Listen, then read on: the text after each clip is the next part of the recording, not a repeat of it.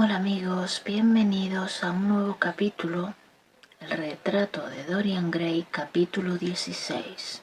Ya quedan pocos. Empezó a caer una lluvia fría y los faroles desdibujados no lanzaban ya entre la niebla más que un resplandor descolorido.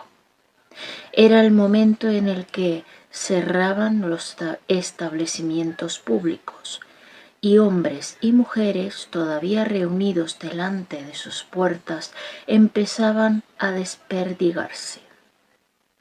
Del interior de algunas de las tabernas brotaban aún horribles carcajadas. En otras los borrachos discutían y gritaban. Casi tumbado en el coche de punto, el sombrero calado sobre la frente, Dorian Gray contemplaba con indiferencia la sórdida abyección de la gran ciudad, y de cuando en cuando se repetía las palabras que Lord Henry le había dicho el día que se conocieron. Curar el alma por medio de los sentidos y los sentidos por medio del alma. Sí, ese era el secreto. Dorian Gray lo había probado con frecuencia y se disponía a volver a hacerlo. Había fumaderos de opio donde se podía comprar el olvido, antros espantables donde se podía destruir el recuerdo de los antiguos pecados con el frenesí de los recién cometidos. La luna cerca del horizonte parecía un cráneo amarillo. De cuando en cuando una enorme nube deforme extendía un largo brazo y la ocultaba por completo. Los faroles de gas se fueron distanciando y las calles se hicieron más estrechas y sombrías. En una ocasión el coche se equivocó de camino y tuvo que volver sobre sus pasos casi 1 kilómetro. El caballo quedaba envuelto en nubes de vapor cuando pisoteaba los charcos. Las ventanas del coche de punto se fueron cubriendo de una película de cieno semejante a franela gris. Curar el alma por medio de los sentidos y los sentidos por medio del alma. Cómo resonaban aquellas palabras en sus oídos. Su alma, desde luego, tenía una enfermedad mortal. ¿Sería verdad que los sentidos podían curarla? Se había derramado sangre inocente. ¿Cómo expiarlo? No había expiación posible, pero aunque el perdón fuera imposible, el olvido no lo era, y Dorian Gray estaba decidido a olvidar, a pisotear aquel recuerdo, a aplastarlo como aplastamos a la víbora que nos ha inyectado su ponzoña. Después de todo, ¿qué derecho tenía Basil a hablarle como lo había hecho? ¿Quién le había otorgado la potestad de juzgar a otros? Había dicho cosas espantosas, horribles, insoportables. El coche de punto avanzaba laboriosamente, disminuyendo la velocidad. Le parecía a Dorian Gray con cada paso. Abrió con violencia la trampilla del techo y ordenó al cochero que acelerase la marcha. La terrible ansia del opio empezaba a devorarlo. Le ardía la garganta y sus delicadas manos le habían contagiado de un temblor nervioso. Sacando un brazo por la ventanilla, golpeó ferozmente el caballo con un bastón. El cochero se echó a reír y también él hizo su látigo. Dorian Gray respondió riendo a su vez y el otro guardó silencio. El trayecto parecía interminable y las calles se asemejaban a los negros hilos de una inmensa telaraña. La monotonía se hizo insoportable, y al espesarse la niebla, Dorian Gray sintió miedo. Luego pasaron junto a las solitarias fábricas de ladrillos. La niebla era allí menos densa, y pudo ver los extraños hornos con forma de botella y sus lenguas de fuego anaranjado que se extendían como abanicos. Un perro ladró cuando pasaban y a lo lejos, en la oscuridad, chilló una gaviota vagabunda. El caballo tropezó en un valle del camino, dio un bandazo y empezó a galopar.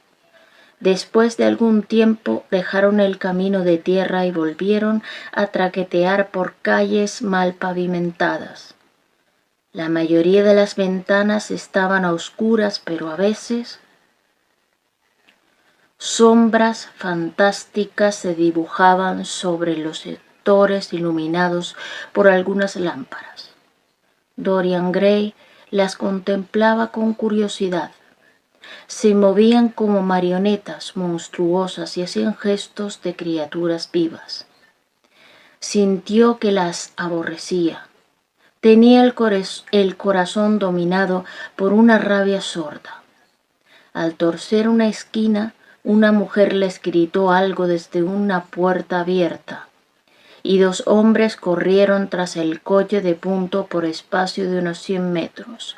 El cochero los golpeó con el látigo.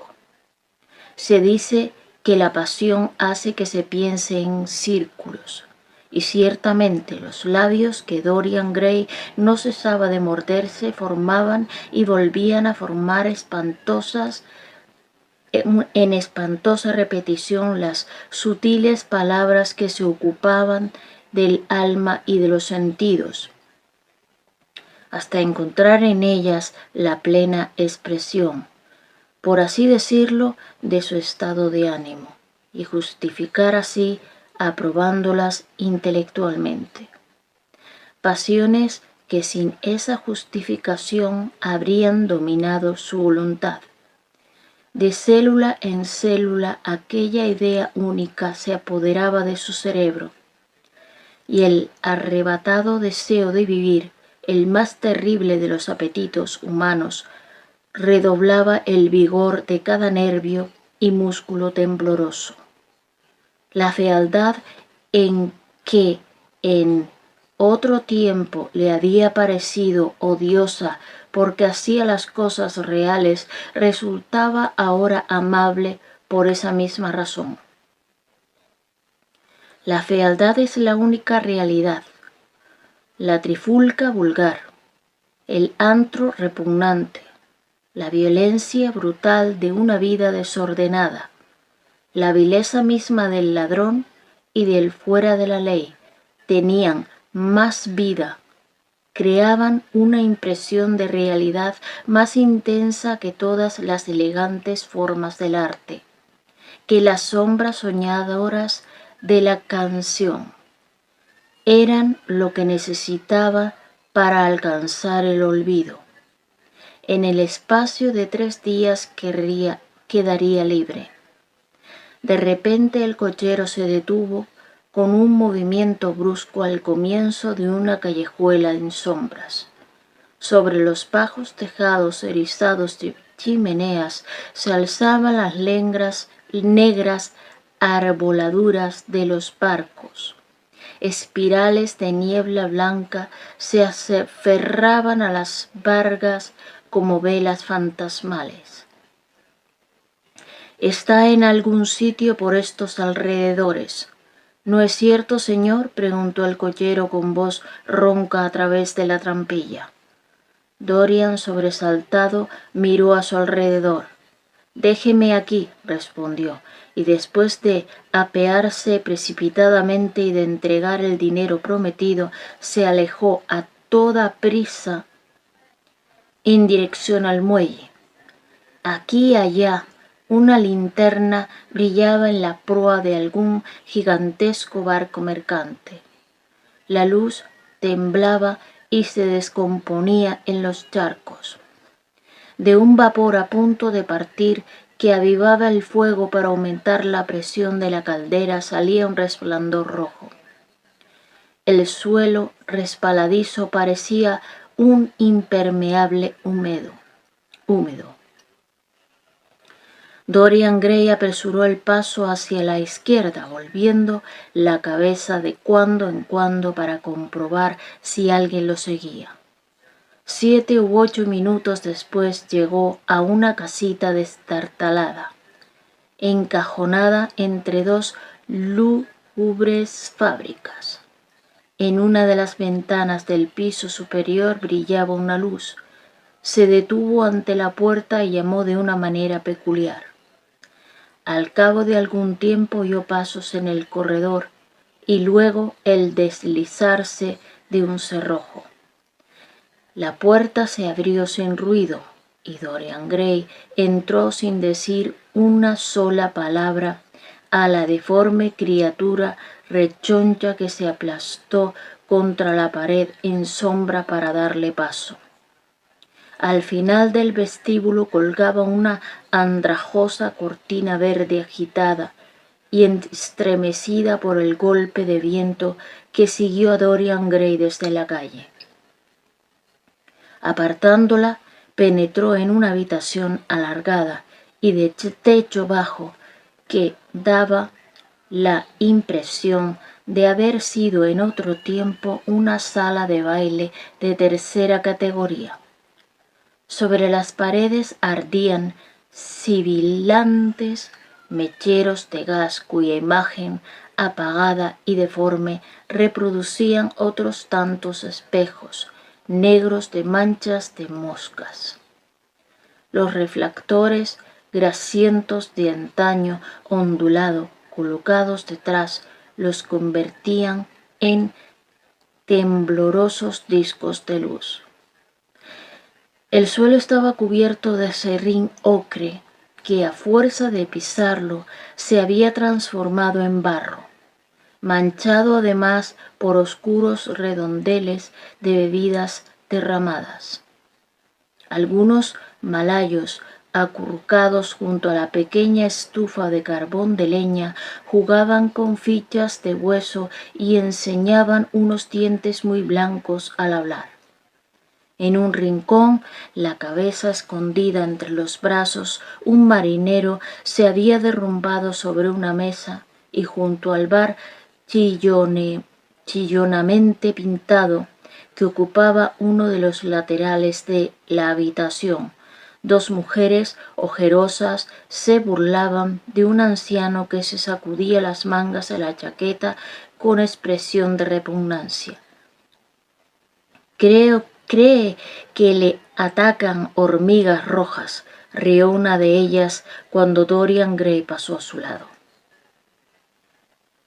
El anciano la miró aterrorizado y empezó a gemir. Al fondo de la habitación, una escalerita conducía a una habitación oscura. Mientras Dorian se apresuraba a ascender los 3 desvencijados escalones, el denso olor del opio le asaltó.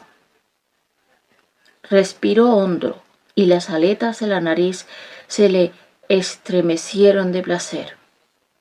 Al entrar, un joven de lisos cabellos rubios que, inclinado sobre una lámpara, encendía una larga pipa muy fina, miró en su dirección y le saludó, titubeante, con una inclinación de cabeza. «¿Tú aquí, Adrián?», murmuró Dorian. «¿Dónde quieres que esté?», respondió el otro apásticamente. «Todos mis amigos me han retirado el saludo. Creía que habías dejado Inglaterra. Darlington no hará nada contra mí. Mi hermano acabó por pagar la deuda. George tampoco me dirige la palabra. Me tiene sin cuidado», añadió con un suspiro. «Mientras esto no falte, no se necesitan amigos. Creo que tenía demasiados». El rostro de Dorian Gray se crispó un instante.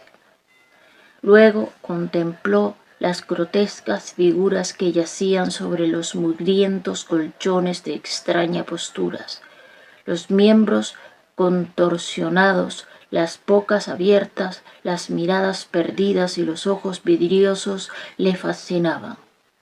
Sabía en qué extraños paraísos se dedicaban al sufrimiento y qué tristes infiernos les enseñaban el secreto de alguna nueva alegría.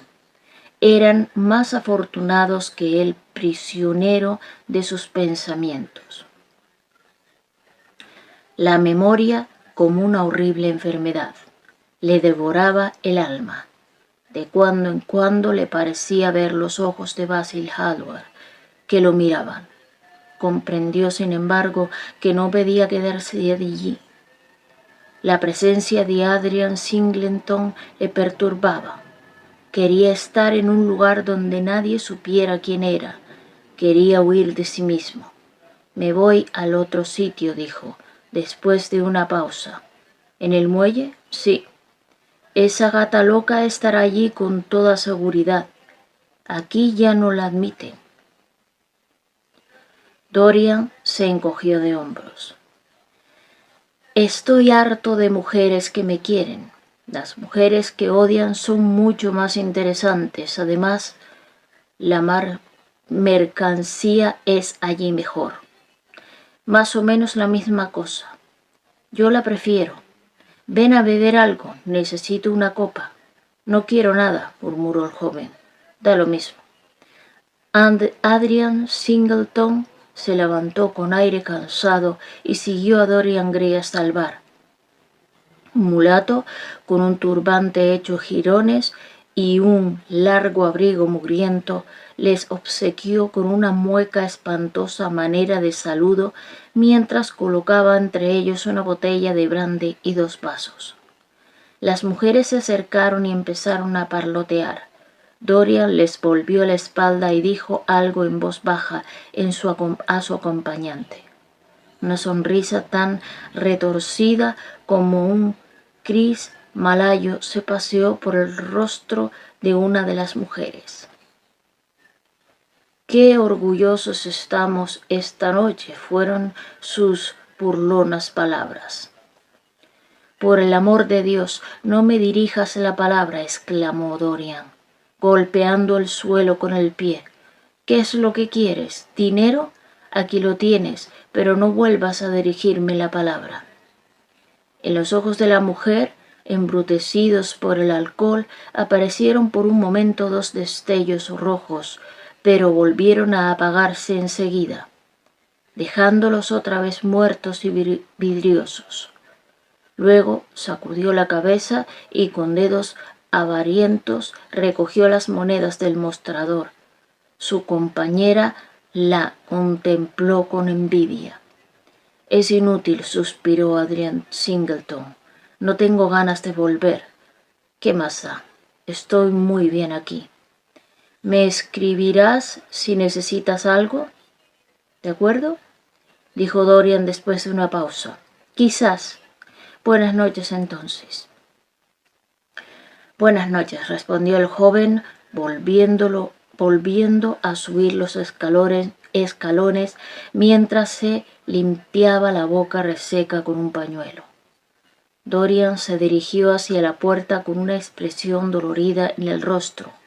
Cuando apartaba la cortina verde, una risa espantosa salió de los labios pintados de la mujer que había recogido las monedas. «Ahí va el protegido del diablo», exclamó con voz ronca entre 2 ataques de hipo. «Maldita seas», respondió Dorian. «No me llames eso». La mujer chasqueó los dedos. «Príncipe azul, es lo que te gusta que te llamen, ¿no es eso?», le gritó mientras salía. El marinero, adormilado, se levantó de un salto al oír a la mujer y miró con ojos enloquecidos a su alrededor. El sonido de la puerta al cerrarse llegó hasta sus oídos y salió precipitadamente como en persecución de alguien. Dorian Gray avanzaba a buen paso por el muelle sin importarle la lluvia. Su encuentro con Adrian Singleton le había emocionado extrañamente y se preguntaba si aquel desastre era responsabilidad suya, tal como Basil Hallward le había dicho de manera tan insultante. Se mordió los labios y por unos instantes sus ojos se llenaron de tristeza, aunque después de todo, ¿a él qué más le daba? La vida es demasiado corta para cargar con el peso de los errores ajenos. Cada persona gasta su propia vida y pagaba su precio por vivirla. Lo único lamentable era que por una sola falta hubiera que pagar tantas veces. Que hubiera efectivamente que pagar y volver a pagar y seguir pagando. En sus tratos con los seres humanos, el destino nunca cerraba las cuentas. Hay momentos que nos dicen los psicólogos en los que la pasión por el pecado o por lo que el mundo llama pecado domina hasta tal punto nuestro ser que todas las fibras del cuerpo, al igual que las células del cerebro, no son más que un instinto con espantosos impulsos. En tales momentos, hombres y mujeres dejan de ser libres, se dirigen hacia su terrible objetivo como autómatas, pierden la capacidad de elección y la conciencia queda aplastada, o si vive, lo hace para llenar de fascinación la rebeldía y dar encanto a la desobediencia. Cuando aquel espíritu poderoso, aquella perversa estrella de la mañana cayó del cielo, lo hizo como rebelde. Insensible, sin otra meta que el mal, contaminado el espíritu, el alma hambrienta de rebeldía, Dorian Gray se apresuró, acelerando el paso a medida que avanzaba, pero en el momento en que se desviaba con el fin de penetrar por un pasaje oscuro que con frecuencia le había servido de atajo para llegar al lugar donde se dirigía, sintió que lo sujetaban por detrás y antes de que tuviera tiempo para defenderse, se vio arrojado contra el muro, con una mano brutal apretándole la garganta.